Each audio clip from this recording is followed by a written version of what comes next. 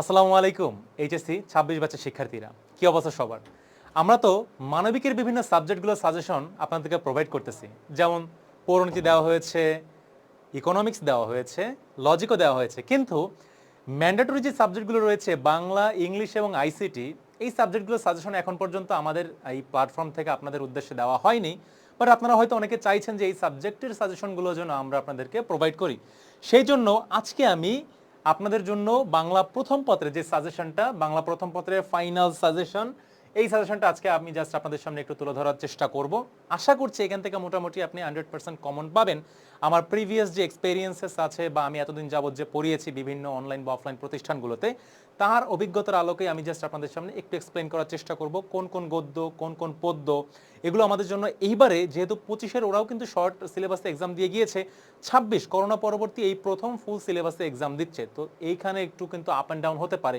তার উপর আবার যে নতুন শিক্ষামন্ত্রী এসেছে তার হাবভাবও খুব একটা সুবিধাজনক বলে কিন্তু মনে হচ্ছে না। তো সেই ক্ষেত্রে এবার একটু কোয়েশ্চেন প্যাটার্নটা ডিফারেন্ট হওয়ার পসিবিলিটি বেশি।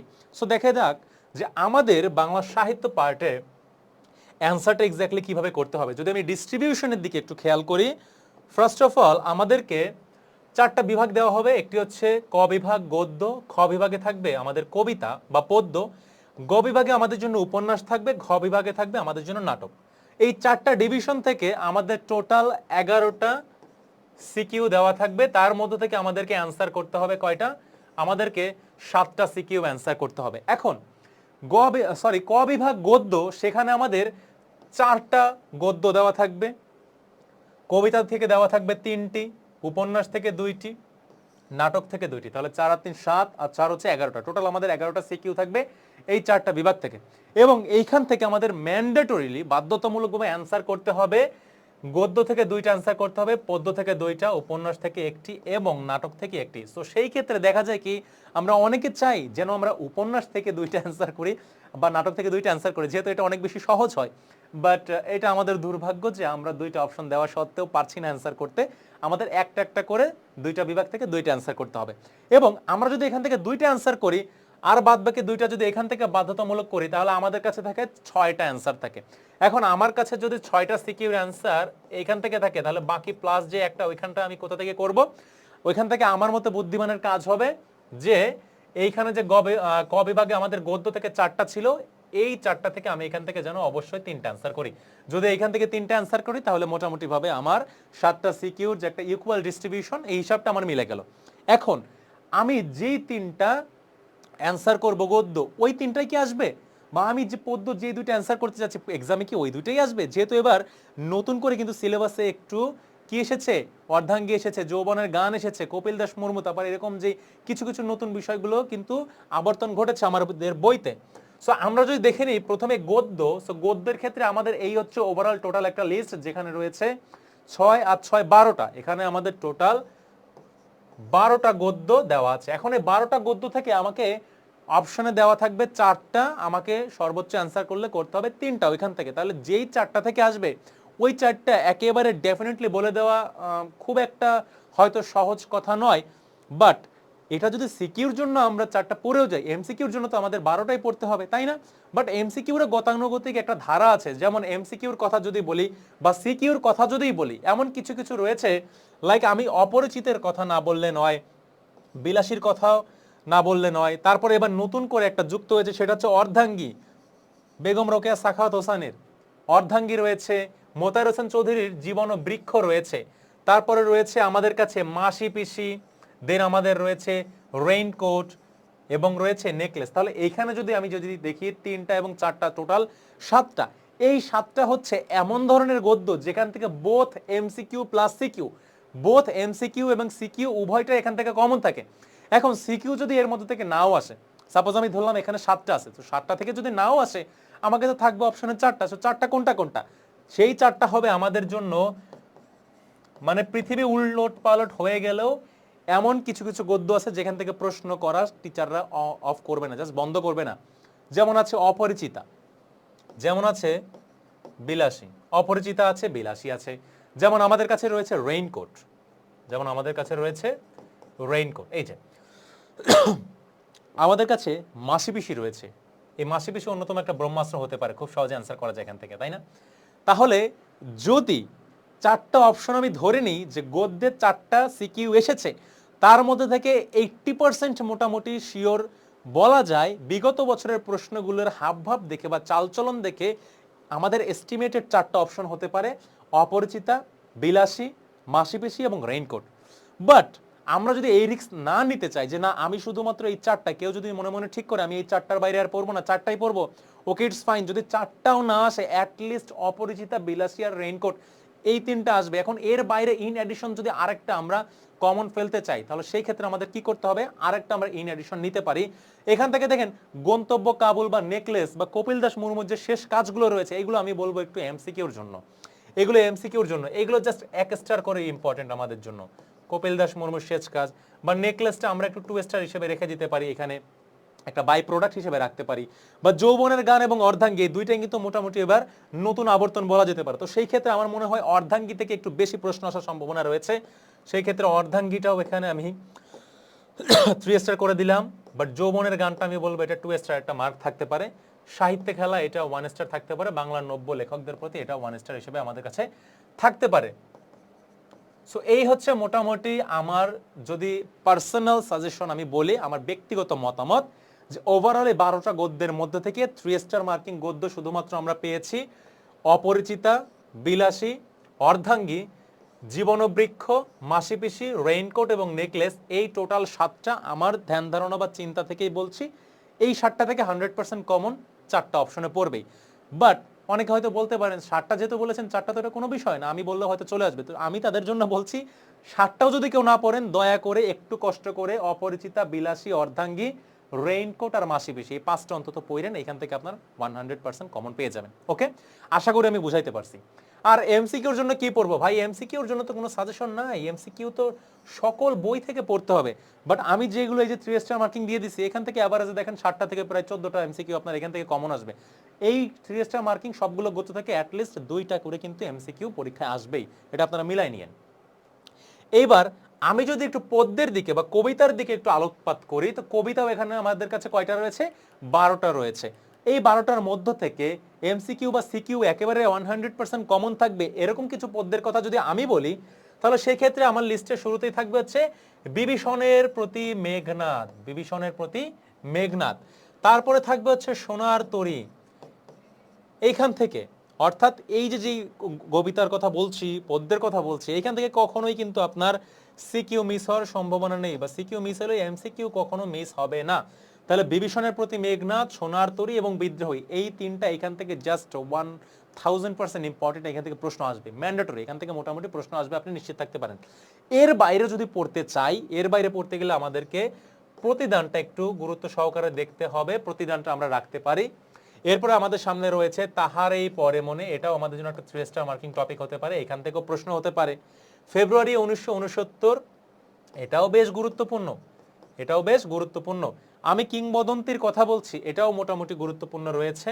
তবে আমি কিংবদন্তির কথা বলছি, এটা যদি আমি 3 স্টার মার্কিং হিসেবে এখানে রাখতে চাই তাহলে আমাকে 18 বছর বয়স যেটা, এটাকেও রাখতে হবে, কারণ 18 বছর বয়সকে বাদ দেওয়ার কোনো সুযোগ নেই, কোনো সুযোগ নেই। তাহলে এই ক্ষেত্রে দেখা যায় কি আমাদের পদ্যের সাজেশনটা একটু বেশি হয়ে যায়, কারণ গদ্যের ক্ষেত্রে নতুন যেগুলো এসেছে বা পুরাতন কিছু রয়েছে ওইগুলো থেকে সচরাচর প্রশ্ন খুব একটা টিচাররা করতে আসলে স্বাচ্ছন্দ্য বোধ করছেন না বিগত বছরের প্রশ্নগুলো অ্যানালাইসিস করলে যেটা দেখা যায়। বাট পদ্যের ক্ষেত্রে দেখা যায় কি আসলে পদ্য ম্যাক্সিমামই ইম্পর্টেন্ট। এই যে আমি যদি বলি বিভীষণের প্রতি মেঘনাদ, সোনার তরী, বিদ্রোহী, প্রতিদান, তাহার এই পরে মনে, ফেব্রুয়ারি 1969, 18 বছর বয়স এবং কিংবদন্তির কথা বলছি, এইখানে 4টা এবং এখানে 4টা, এই 8টা জাস্ট আমাদের দেখতে হবে। এই 8টা হচ্ছে এমন ধরনের পদ্য যেখান থেকে বোথ এমসিকিউ এবং সিকিউ দুইটাই কমন থাকবে, এমসিকিউ সিকিউ দুইটাই কমন থাকবে এই 3 স্টার মার্কিং যে পদ্যগুলো রয়েছে এখান থেকে। এবং এর বাইরে যদি আমি বলি যে ঋতু বর্ণন, এটা আমাদের কাছে 1 স্টার পাত্তা পাবে। সুচেতনা, এটাও 1 স্টার, হয়তো একটা এমসিকিউ আসতে পারে। পদ্মা, এটাও 1 স্টার মার্কিং একটা, জাস্ট এগুলো থেকে, পদ্মা থেকে আসবে না, এগুলো আসবে না মোটামুটি শিওর ভাবে বলা যায়। জাস্ট এমসিকিউর জন্য আমরা একবার একটু দেখে যেতে পারি। প্রত্যাবর্তনের লজ্জা, এটাও নতুন এসেছে, এটা আমাদের জন্য 1 স্টার মার্কিং থাকতে পারে। এখন পদ্য থেকে আমাদের কয়টা অ্যান্সার করতে হবে, 3টা থাকবে, এখান থেকে আমি যে কোনো 2টা অ্যান্সার করতে পারি। তাহলে আমার মোটামুটি এই বছরের একটা অনুমান বলছে এই বছর যদি আসে তাহলে নতুন হিসেবে প্রত্যাবর্তনের লজ্জার তো সেরকম কোনো গুরুত্ব নেই, আসলে হয়তো আসতে পারে সোনার তরী, মোটামুটি নিশ্চিতভাবে এখান থেকে একটা আসবে। আর হয়তো আসতে পারে তাহারই পরে মনে, এটাও আসার একটা সম্ভাবনা রয়েছে। এই দুইটা হয়তো আপনারা অ্যান্সার করতে পারেন খুব ইজিলি, বাট এই যে আটটার কথা বললাম, এই আটটা মোটামুটিভাবে একটু দেখলে আশা করা যায় যে এখান থেকে আপনারা সিম্পলি কমন পেয়ে যাবেন, তাই তো? আচ্ছা, এখন এইখান থেকে অ্যান্সারটা আসলে কিভাবে করতে হবে বা কোয়েশ্চেনটা কোন টাইপের হয়। এখন মানবিকের যে ডিফারেন্ট সাবজেক্টগুলো আমরা দেখেছিলাম, লাইক লজিক ছিল, সিভিক্স ছিল, সোশিওলজি বা ইকোনমিক্স, এইখানে চ্যাপ্টারের মধ্যে না টপিকগুলো ওইভাবে দেওয়া থাকে যে কোন কোন টপিক থেকে এক্স্যাক্টলি প্রশ্ন আসবে। ওই টপিক থেকে অ্যানালাইসিস করে আমরা কিন্তু বলে দিতে পারি যে এটা গ, এটা ঘ, বা এটা এত এত এত এটসেট্রা বলা যায়। কিন্তু এখানে ওভারঅল যেহেতু একটা গদ্য, ওভারঅল যেহেতু একটা পদ্য এককভাবে দেওয়া রয়েছে, টপিক বিশ্লেষণ ওইভাবে নেই, এটা কোন বিষয়ের প্রতি আলোকপাত করছে এবং সেই বিষয়টা কি বর্তমান সিচুয়েশনের সাথে কোনোভাবে রিলেট করা যায় কি। যেমন বিদ্রোহীর কথা যদি বলি, এই বিদ্রোহী কবিতাটাকে কিন্তু আমরা রিলেট করতে পারি 24শে জুলাইয়ের সাথে। এটা আমরা 24শে যেই জুলাইটা রয়েছে, এই 24শে জুলাইয়ের সাথে কিন্তু আমরা এটাকে রিলেট করে পড়তে পারি, তাই না? সকল অন্যায়, অত্যাচার, ফ্যাসিজম বা নির্যাতনের বিরুদ্ধে কি দাঁড়ানো, মাথা উঁচু করে প্রতিবাদ করা, তার বিরুদ্ধে, অন্যায়ের বিরুদ্ধে রুখে দাঁড়া, এগুলো আমরা রিলেট করতে পারি। এই যে বসন্ত, পহেলা বৈশাখ আসছে, তাই না? বসন্ত ঋতু হয়তো চলে গেছে, তাহার এই পরে মানে ওইটা রিলেটেবল ছিল। বা এইখান থেকে যদি বলি 18 বছর বয়সটা ওই বিপ্লবের সামনে যে অগ্রগামী, তাহলে 18 বছর বয়সটা এই সময়ের সাথে রিলেট করা যায়।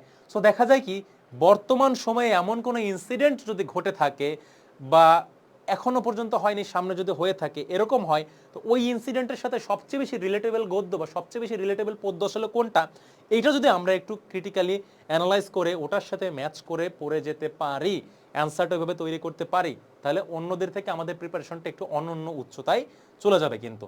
তাহলে এই হচ্ছে মোটামুটি আমাদের পদ্যের ক্ষেত্রে সাজেশনটা থাকবে। গদ্যের ক্ষেত্রেও আমি একই কথাই বলবো যে গদ্য এই যে এখান থেকে মোটামুটি এই কয়টা দেখলেই হয়ে যাচ্ছে। আবার যদি আমি এখান থেকে উপন্যাসের কথা বলি, উপন্যাস আমাদের কাছে একটাই রয়েছে, লাল সালু, অর্থাৎ ভণ্ড মজিদের গল্প। এখন উপন্যাস যারা আলাদাভাবে নোট তৈরি করেননি, আলাদাভাবে যদি উপন্যাসের কারো নোট তৈরি করা না থাকে, সেই ক্ষেত্রে আমি বলবো যে আপনারা এখনো যথেষ্ট সময় আছে, লাল সালুর উপর একটা নোট করে ফেলেন এবং সিরাজউদ্দৌলার উপরও একটা নোট করে ফেলেন। ডিফারেন্ট সোর্সেস আছে, ওখান থেকে আপনারা কালেক্ট করতে পারেন নোটগুলো।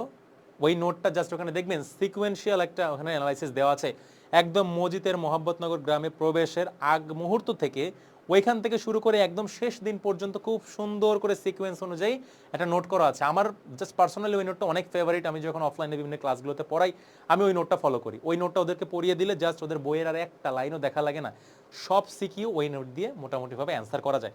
সো আপনাদেরও যদি ওই নোটের প্রয়োজন বোধ আপনারা করে থাকেন যে না স্যার আমাদের ওই নোটের প্রয়োজন আছে, তাহলে আপনারা আমাদের পেজে কমেন্ট করতে পারেন। ইনশাল্লাহ আমি চেষ্টা করব যথাসম্ভব আপনাদেরকে ওই নোটটা প্রোভাইড করে দেওয়ার। ওই নোটটা পড়লে আপনাদের সিরাজউদ্দৌলা এবং লাল সালু দুইটার উপর আর এক্সট্রা ইন অ্যাডিশন বইও পড়তে হবে না, মেডিজি কিচ্ছু পড়া লাগবে না। সিকিউর জন্য ওইটা পড়ে গেলে পুরোপুরি আশা করা যায় মানে ওভারঅল যে সিরাজউদ্দৌলা বা লাল সালু রয়েছে পুরোটা আমাদের মাথায় একদম কনসেপ্টটা গেঁথে যাবে। অর্থাৎ বইয়ের যত ইনফরমেশন আছে সুন্দর করে ওটাকে সামারাইজ করে দেওয়া আছে নোটের মধ্যে। ওকে, আচ্ছা ঠিক আছে। সো উপন্যাস থেকে আমাদের দুইটা প্রশ্ন আসবে লাল সালু থেকে। লাল সালুর বেসিক্যালি এখানে আসার পসিবিলিটি আছে চরিত্র বিশ্লেষণ। সবগুলো গদ্য বা পদ্য বা উপন্যাসের ক্ষেত্রে একটু বেশি হয় যে চরিত্র বিশ্লেষণ, এই চরিত্র কোনটার সঙ্গে মিল আছে বা কার সঙ্গে মিলছে, উদ্দীপক একটা নতুন চরিত্র দিয়ে বলতে পারে এটার সঙ্গে কার মন মানসিকতা মিল আছে বা আচার আচরণে মিল আছে কিনা, এটা বিশ্লেষণ করে দেখাও বা তার প্রতিনিধিত্ব সামগ্রিক প্রতিনিধিত্ব করতে পারছে কিনা। সো এরকম চরিত্র বিশ্লেষণ সম্পর্কে উপন্যাস থেকে আসতে পারে। এখান থেকে আমাদের যে কোনো একটা অ্যান্সার করতে হবে। আবার অপরদিকে আমাদের জন্য রয়েছে নাটক। নাটকের যে সিরাজউদ্দৌলাটা রয়েছে, এই সিরাজউদ্দৌলা ইন সেম ওয়ে এখান থেকেও আমাদের কিন্তু ক্যারেক্টার অ্যানালাইসিস আসতে পারে। এখান থেকেও আমাদের জন্য ক্যারেক্টার অ্যানালাইসিস আসতে পারে যে সিরাজউদ্দৌলা নাটকে মীর জাফরের সাথে বা ঘসেটি বেগমের সাথে বা সিরাজের সাথে কিনা বা তার লুৎফুন্নেসার সাথে মিল আছে কিনা, এটসেট্রা এটসেট্রা বিভিন্ন পার্টির সাথে আর কি মিল পাওয়া যায় কিনা। সো এখানে গ বিভাগ থেকে নাটক থেকে আমাদের জন্য দুইটা প্রশ্ন থাকবে। এই নাটকের দুইটা প্রশ্ন থেকে আমি যে কোনো একটা অ্যান্সার এখান থেকে করে দিতে পারি। ওকে, সো আশা করি আমি জাস্ট আপনাদের সামনে তুলে ধরার একটা ক্ষুদ্র প্রচেষ্টা করেছি মাত্র, যে আমাদের এইচএসসি 2026-এর যেই পূর্ণাঙ্গ সিলেবাসের যে এক্সামটা, এই এক্সামে কোন কোন গদ্যগুলো পদ্যগুলো এক্স্যাক্টলি বেশি ইম্পর্টেন্ট আমাদের জন্য এবং এগুলো আমরা কিভাবে পড়বো। শর্ট টাইমে আমি বলবো যে বাংলা যতই হোক না কেন, অনেকেই বলবে হয়তো মেইডিজের এমসিকিউ গুলো বেশি কভার করো, বা অনেকে বলবে হয়তো টেস্ট পেপারে কোয়েশ্চেনগুলো সলভ করো। আমি বলবো যে এত কিছু না করে যদি সময় থাকে, সম্ভব হয়, যেগুলো আমি একটু বেশি ইম্পর্টেন্স দিয়েছি যার উপরে, সেই গদ্য বা পদ্যগুলো যদি আবার একটু বোর্ড বইটা প্রত্যেকটা লাইন ধরে ধরে কেউ একটু বুঝে বুঝে পড়তে পারে। সব সময় মানে বোর্ড বই হচ্ছে সব কিছুর ঊর্ধ্বে, একেবারে মাস্টার মাইন্ড। যত মেইড ইজি আছে, গাইড আছে, বাজারে প্রচলিত শর্ট নোটস বা এটসেট্রা এটসেট্রা সব কিছু মেইন বই থেকেই নেওয়া। সো আমি যদি মূল উৎসটাকে ভালোভাবে অ্যানালাইসিস করে পড়তে পারি, তাহলে আমার মনে হয় না আর কোনো গাইড বইপত্র এটসেট্রা পড়ার প্রয়োজন আছে। যা আমাদের সময় আমরা যারা পড়েছি, আমাদের টিচাররাও যারা আমাদেরকে পড়িয়েছেন, তারা সবসময় বলতেন যে বোর্ড বইয়ের উপর সর্বোচ্চ গুরুত্ব দাও। এমন কোনো পরীক্ষায় লাইন আসবে না বা এমন কোনো কর্নার থেকে প্রশ্ন আসবে না যে কর্নারের প্রতি বইয়ে হিন্টস দেওয়া নেই বা যার প্রতি বইয়ে উল্লেখ করা নেই। সো আশা করছি আপনারা বুঝতে পারছেন যে বাংলা প্রথম পত্র কিভাবে, কোথা থেকে কি প্রশ্ন আসতে পারে, কিভাবে আমাদেরকে অ্যানালাইসিস করতে হবে, তার একটা কোয়ান্টিটেটিভ ডেসক্রিপশন আমরা এখানে পেলাম। আপনাদের সবার জন্য কিন্তু শুভকামনা থাকবে, আপনারা একটু ভালোভাবে প্রিপারেশন নেন। এইচএসসি 2026 ব্যাচের প্রশ্ন অবশ্যই অবশ্যই অনেক বেশি ডিফারেন্ট হবে, গতানুগতিক হওয়ার সুযোগটা একটু কম রয়েছে। তো সেইভাবে নিজেকে একটু মেন্টালি এবং ফিজিক্যালি প্রিপেয়ার্ড রাখতে হবে, যেন পরীক্ষার আগে কেউ যেন আবার হুট করে অসুস্থ না হয়ে যান, বা মানসিকভাবে কেউ যেন বিপর্যস্ত না হয়ে যান যে প্রথম পরীক্ষায় ধরা খেলাম পরে এগুলো খারাপ হয়ে গেল, এরকম যেন কখনো না হয়। ওকে, সো বাংলা হয়তো আমাদের এই প্ল্যাটফর্ম থেকে আপনাদের জন্য কোর্স এখনো লঞ্চ করা হয়নি, হয়তো ভবিষ্যতে আপনাদের জন্য বাংলা ইংলিশ আইসিটির কোনো একটা কোর্স আসতে পারে। বাট যারা মানবিকের স্টুডেন্টরা রয়েছেন, মানবিকের যারা ইন্ডিভিজুয়াল হয়তো সাবজেক্টের আপনার কোনো কোর্স, কোনো প্ল্যাটফর্ম হয়তো অফার করে থাকবে না যতদূর আমার নলেজ বলছে আর কি। তো সেই ক্ষেত্রে আপনাদের লজিক, সাইকোলজি, ইকোনমিক্স, এই যে তিনটা সাবজেক্টের উপর ইন্ডিভিজুয়াল কিছু মাইক্রো কোর্স রয়েছে, খুবই নামে মাত্র মূল্যে হয়তো আপনারা এই কোর্সে এনরোল করে যেতে পারেন যদি আপনারা এনরোল করতে চান। আবার পাশাপাশি যদি আপনারা মানবিকের বান্ডেল কোর্সটা কিনে নিতে চান, পারচেস করতে চান আমাদের প্ল্যাটফর্ম থেকে, সেক্ষেত্রে আপনাদের ক্লাস প্রায় শেষের দিকে, সবগুলো ক্লাসই আপনাদেরকে অফার করে দেওয়া হয়েছে। আপনারা এখানে জাস্ট রেকর্ডেড ক্লাসগুলো করবেন, বই দেখে জাস্ট টপিক অ্যানালাইসিস, এটা তো আমরাই করে দিচ্ছি, তাই না? তো এই ক্ষেত্রে আপনাদের জন্য একটা ভালো চয়েস হতে পারে আমাদের আর্টসকম প্ল্যাটফর্মে এই যে সাবজেক্টিভ ইন্ডিভিজুয়াল মাইক্রো কোর্স অথবা বান্ডেল কোর্সে। সো আপনার যেটা প্রয়োজন, যদি প্রয়োজন বোধ করেন এবং পারচেস করতে চান, অবশ্যই কিন্তু আমাদের পেজে নক দিবেন, লিঙ্ক দেওয়া থাকবে কিন্তু আমাদের কমেন্ট বক্সে। সো থ্যাংক ইউ এভরিওয়ান, আল্লাহ হাফেজ।